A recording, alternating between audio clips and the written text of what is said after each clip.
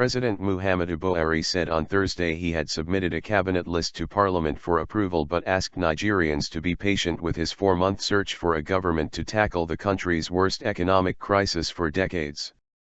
Foreign investors and Nigerian firms have criticized Buhari, a 72-year-old former military ruler, for waiting until late September to nominate cabinet members when Africa's largest economy is taking a hammering from a plunge in oil revenues.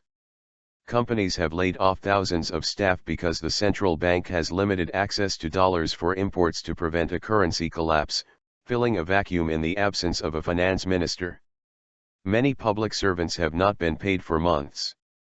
Impatience is not a virtue, Buhari, who took office on May 29, said in a televised speech on Independence Day. The first set of names for ministerial nominees has been sent to the Senate. Subsequent lists will be forwarded in due course.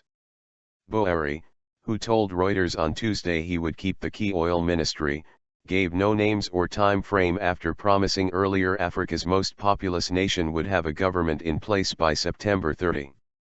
Careful and deliberate decisions after consultations get far better results, he said. Political sources said that some of the names thought to be on the cabinet list included former Lagos State Governor Babatunde Fashola and the head of the state oil firm NNPC, Emmanuel Kachikwiua. Buhari had told Reuters while controlling the oil ministry a state minister would oversee daily operations of a sector that provides 70% of government revenues. Others mentioned included erstwhile governor of oil-rich Rivers State Rotimi Amici, who was among the first to defect from the People's Democratic Party of Buhari's predecessor Jonathan Goodluck to his All Progressives Congress. Unruly behavior. Buhari has vowed to clean up politics in a country where only a hyper-rich elite has benefited from its massive energy wealth. Around half of the 170 million Nigerians live in poverty, according to the World Bank. But some anti-graft measures have backfired as liquidity on the interbank market dried up after banks were ordered to move government revenue to a single account at the central bank. The economy is being greatly harmed by the failure to put in place an economic team more than 4 months after the change of baton, The Nation Daily said in an editorial. The army, backed up by a regional task force, has managed to regain northern territories from the Islamist Boko Haram, which has killed thousands of people and displaced 1.5 million in a 6-year-old insurgency. But the group still killed around 900 people since Buhari took over. In his brief speech, Buhari mainly repeated his election pledge to bring change to Nigeria without offering an action plan to tackle the economic crisis.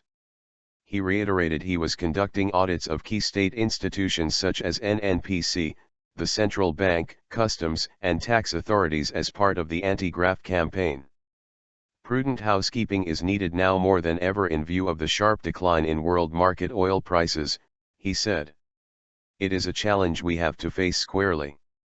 When Buhari seized power in 1983, he deployed soldiers with whips to ensure orderly queues at bus stops before getting ousted by another general 18 months later without achieving much. Now he told his countrymen, we must change our lawless habits. We must change our unruly behavior in schools, hospitals, marketplaces, motor parks, on the roads, in homes and offices. Senate President Bukola Saraki will read the cabinet list, which was currently sealed in an envelope, to the upper house on Tuesday, the Senate said in a statement.